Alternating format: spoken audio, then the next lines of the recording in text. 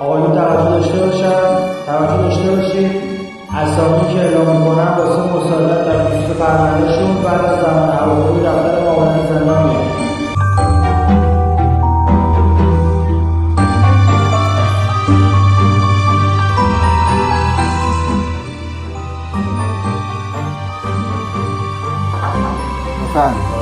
سلام علیکم.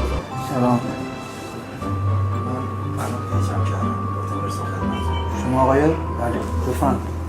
قراره یه بنده خدایی ضمانت شما رو بکنه.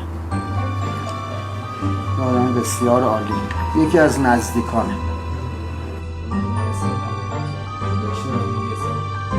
یه درخواستی رو بابت ضمانتت می‌نویسی.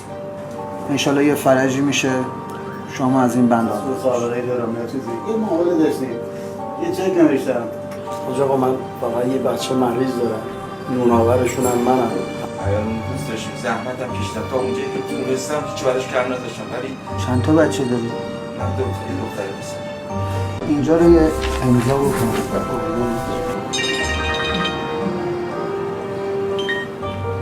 سلام علیکم و رحمت الله. حالتون چطوره؟ خوب هستین؟ نه این بنده خدا اینجا تشریف داره. ایشون هم شما رو میشناسه. چی آخه؟ سلام آقا جان. سلام علیکم. سلام علیکم آقا جان. سلام علیکم و رحمت الله. سلام علیکم.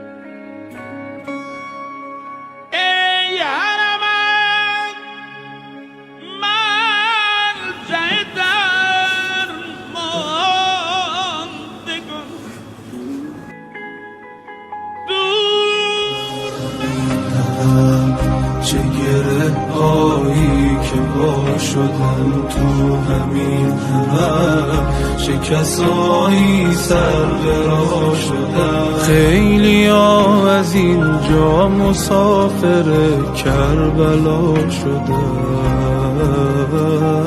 خیلی ها از اینجا مسافر کربلا شدن. همین حرم چه گره هایی که وا شده، تو همین حرم چه کسایی سر به راه شدن. خیلی از اینجا مسافر کربلا شدن.